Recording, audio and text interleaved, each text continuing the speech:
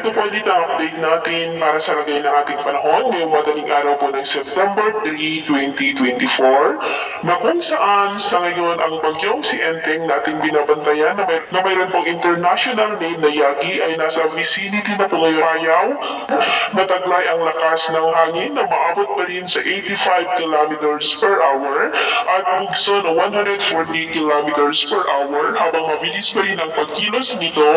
pa-northwestward sa bilis po na 25 kilometers per hour. At sa susunod po na mga oras, around 8 a.m. mamaya ay nasa may pagugput na po sa may Ilocos Norte at patungo na po dyan sa may West Philippine Sea. At pagsapit po dyan, unti-unti na naman yan nalalakas at posibleng aabot dyan hanggang sa super typhoon. Pagsapit na po dyan sa may South China Sea, bago po mag-landfall dyan po sa may Southern China sa mga susunod po na araw.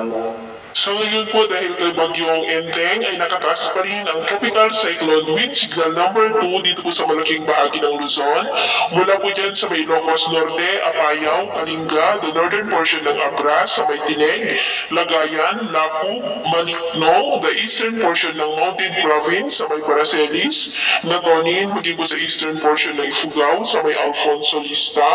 Aguinaldo, maging po dito sa may Cagayan, kasama na po ang Babuyan Islands, Isabela, northern portion ng Quirino sa may Cabarogis, Matela, Aglipay, Difun, Saguday at maging po sa northern portion ng Aurora sa may Kasiguran, Dilasag at Dinalungan. Meron din pong signal number 1 sa may Batanes, Ilocos Sur, La Union, eastern portion ng Pangasinan, Rosales, Asingan, Binalonan, Sison, San Manuel, Santa Maria, Balungaw, San Quintin, Tayo, Gumingan, Natividad, San Nicolas, sa nalalabing bahagi pa po ng Abra, the rest of Mountain Province, nalalabing bahagi ng Ifugao, Benguet, Nueva Vizcaya, nalalabing bahagi po ng Quirino, the central portion ng Aurora, sa may Maria Aurora, San Luis, Gipapulaw, Baler, maging po sa northeastern portion ng Nueva Ecija, dyan po sa may Lianera, San Jose City, Caranglan, Pagtabangan, Angabon, Rizal at Lupao. At dahil naman po sa habagat na patuloy pa rin na umiihip din po sa kanlulang bahagi ng ating bansa,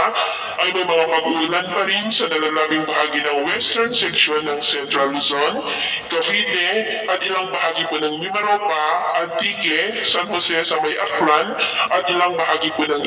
Iloilo at Zamboanga Peninsula.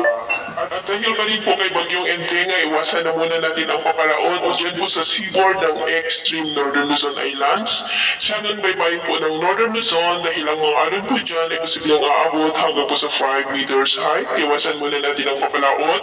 dyan po sa mga may kulay pula para mas makaiwas sa mga sakunang